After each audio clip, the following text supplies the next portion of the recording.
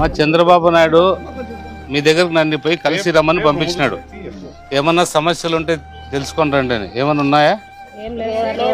Road, drain, street లైట్లు, నీళ్లు, ఇవన్నీ అందరూ చెప్పినా ఖచ్చితంగా మీకు ఇదో ఇల్లు హౌసింగ్ ఎవరు చెప్పు.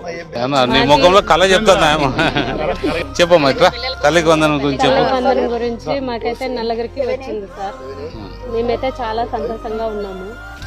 మాకు నలుగురు పిల్లలకి ఇప్పుడు ముగ్గురు గవర్నమెంట్ స్కూల్లోనే చదువుతున్నారు ఆడపిల్లలు. మాకు ఒక పాపకి సీట్ కావాలనే మేము కోరుకుంటున్నాము, కానీ ఎక్కడా లేవన్నారు సార్ వాళ్ళు.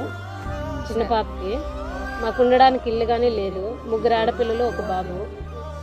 15 నుంచి అద్దెంట్లోనే ఉన్నాం. ఇల్లు లేవండి. సునంద అక్కలప్ప. నీ నంబర్ కూడా ఇవ్వు. ఏ పిల్లలకి సీట్ కావాలంటాను? మా చిన్న కూతురు సార్. ఏం చదువుతుంది? 7th class sir. సీట్ లేదా?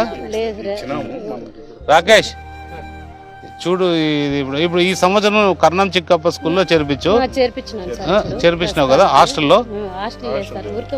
హాస్టల్లో చేర్పి పర్లేదు. మరి కావలిస్తే నీకు నెక్స్ట్ ఇయర్ కావలిస్తే నీకు కావాల్సిన చోటు చేర్పిద్దాం.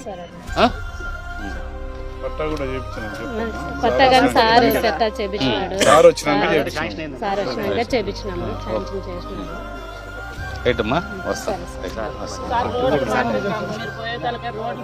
నేను ఆటికి పోను, ఇదే ఉంటా. పోయింది కాదు.